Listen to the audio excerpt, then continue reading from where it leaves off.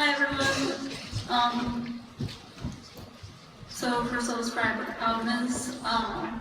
So imagine that I'm on a media streaming platform, and I watch a few movies. I watch some movies that are under the genre of horror, and some movies that are under the genre of thrillers. So the obvious recommendations to make for me would be movies that fall into these similar genres: horror, thriller, mystery.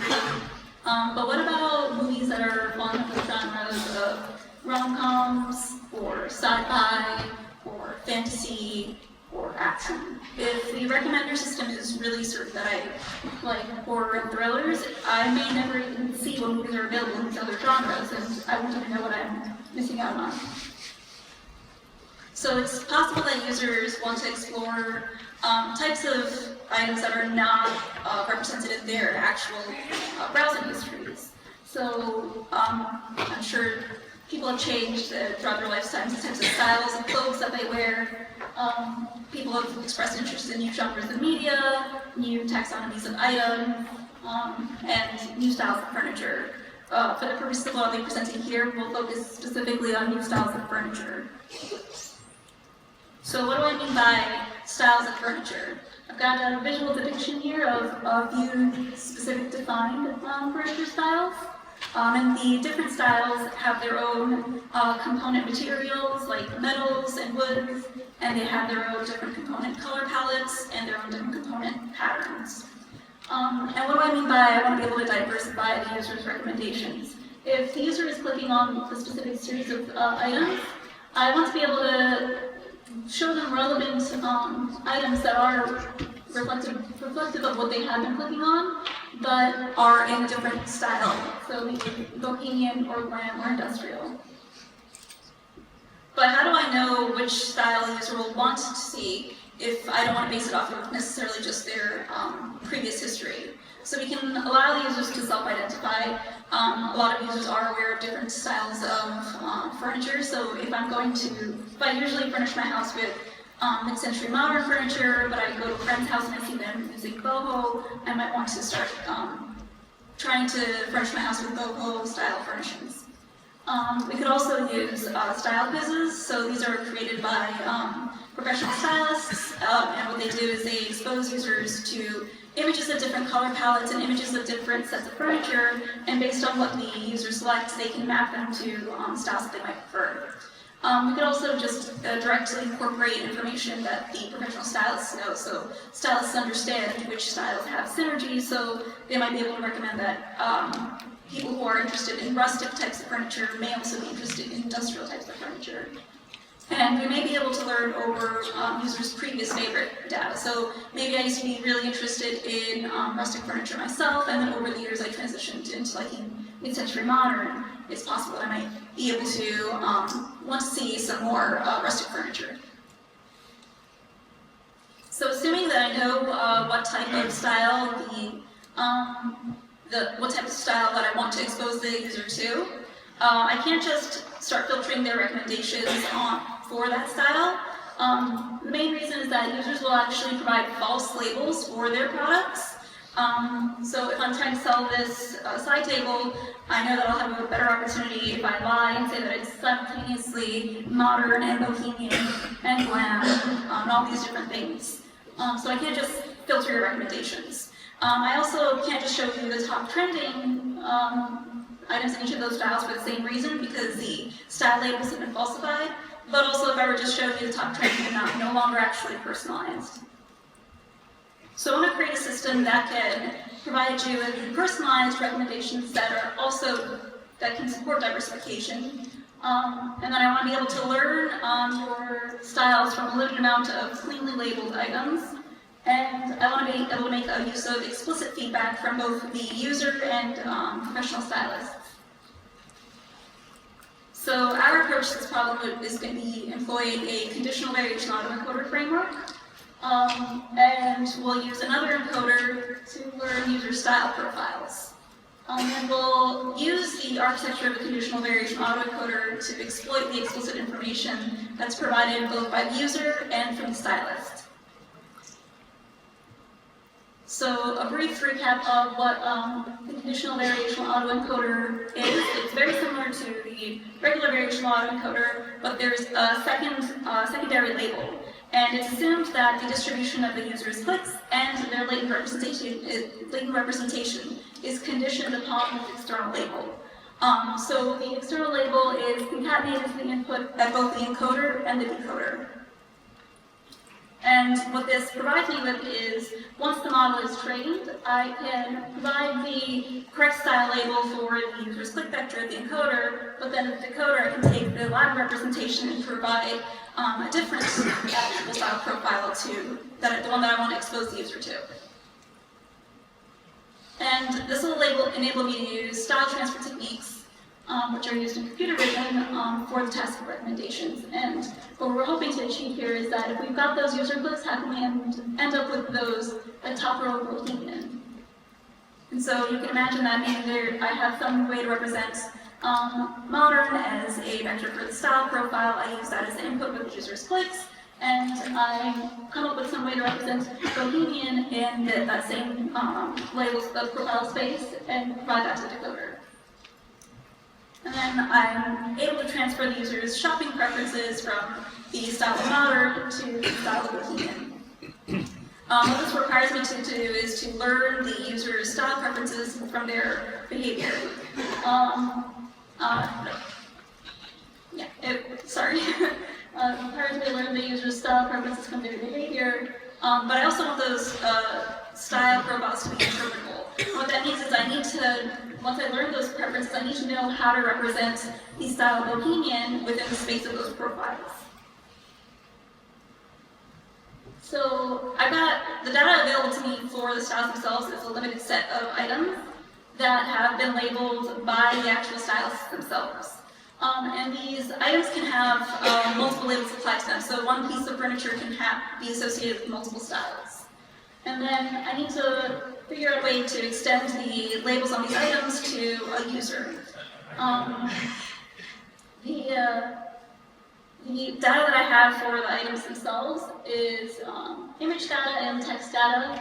For the purposes of this talk, I'm just going to be focusing on the text data itself. So what I've got is the titles of the items, and I've got some short string attribute labels for each item, so that those describe the various aspects of this item. So when I use this data to create a label style data set to train over, and I want features to represent the content of the user's browsing history, and I want the labels to represent the distribution of style within their browsing history. So what I'll have to do is I'll sample the user's click data, and I'll limit myself to only looking at the items which I have labels for. And I can then have this faux user session that's comprised only of the items which I have labels for. And I can take an average over those items, labels, to create a multivariate Bernoulli label for the user style profile. So then I can, then I need to create features for the actual, that represent the content contained within the items. So if we're just focusing on text for now, I can take the average word-to-vec embedding of the text that is used to describe the item as the item's representation. And I can take the average of all of the items within my faux session to create the representation of that session. The problem, though, is that we have users which have very varying lengths of browsing history, and as you take an average over larger sets of data and smaller sets of data, the distribution changes over the size of the data itself. And so to avoid that problem, we add additional constraint where you only sample 5 items at a time. Once we have this training data set, we'll train an encoder that is mapping the users to profiles using a categorical class entropy. And we're going to learn it such that each dimension of the learned profile is reflecting whether or not a specific style is present in the items which are contained within the set that was sampled. So you can imagine the first one is indicating whether or not mid-century modern is present in the set of products that was used to create the representation or not, and then coastal and so on. So the final architecture together is comprised of both of that text encoder and the conditional variational autoencoder. So if the user comes on the platform, they have these clicks, we sample 5. We produce a representation based off of the text of those 5 products, and we create a multi-hot encoded vector based off all the user's clicks. We use the text representation as input to the text encoder to produce the user's style profile, and then we use that in conjunction with the multi-hot encoded vector of users' clicks to produce actual recommendations. Then we can kind of test this out on actually injecting the user to different styles. And again, we have different ways to select out which styles we want to expose the user to. To actually validate whether or not updating that condition on the decoder is actually doing anything to the user's recommendations, what I've done here is I've taken a set of users and passed them through the system and generated the recommendations without updating their style profile. Then I've gone one by one for each of the 8 styles and used the same latent representation from the user and produced a different style profile, one that indicates each one of these styles, and injected each one into the user's recommendations one by one. Then I took the top 20 recommendations for each set and calculated the style profile on the recommendations themselves. And then I showed the change in the style profile once the style had been injected. And as you can see, the presence of each style increases once you inject them in. Thank you.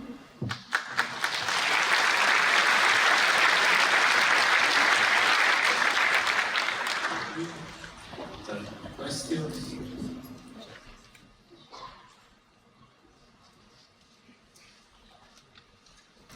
Hi. My question is more conditional variational part. So the output is, as far as I understand, multinomial distribution, right? They are the outputs from the text encoder are multivariate Bernoullis, and then yeah, the output from the actual recommendations are multinomials. Yeah. So did you try to experiment with bias? Yes, I did. Yeah. It's like, did you try standard Gauss or try anything else? Yeah, I tried a standard Gaussian and I tried a Dirichlet, and I actually got better results with Dirichlet. Dirichlet? Yeah.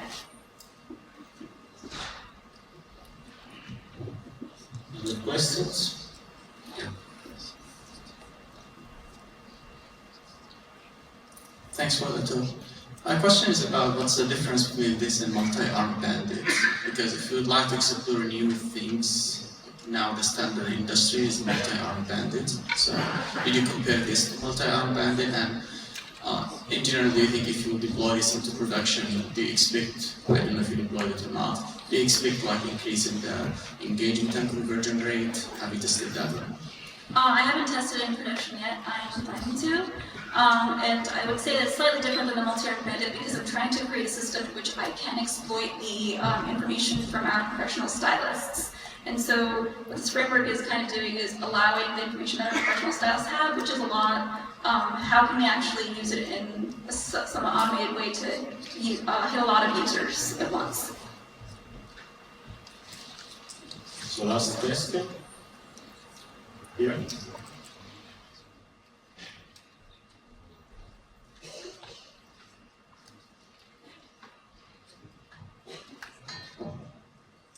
I had a question about the user embeddings and the preferences of the users. So there's a very well-established styles, right, on the website, partially informed by the experts. And I'm wondering, when you think of the user preferences, how well aligned are those preferences or groups of preferences with styles? That is, do users think in terms of, I like this color and this kind of shape? And does that style profile actually align to what you're calling styles semantically, or are there kind of cross-cutting profiles? So I would say that most of the profiles are actually cross-cutting, and I would also say that these styles are not actually well-defined. If you talk to multiple stylists, they would actually disagree fairly strongly on a lot of the items, which is another reason why I didn't want to try to map one item specifically to each style or like a set of styles itself. it seemed like the stylists were actually, it's easier to see a set of styles become evident when you have a group of items together. If you're just looking at one item, then it can be hard. Like even like this vest, I could wear it and make it look more professional if I wanted to. But the way that I'm specifically wearing it right now has a style. So they do cross-cut, but once you have a set of items together, it's a little more obvious what the style of that set of items is. Okay, let's thank the speaker.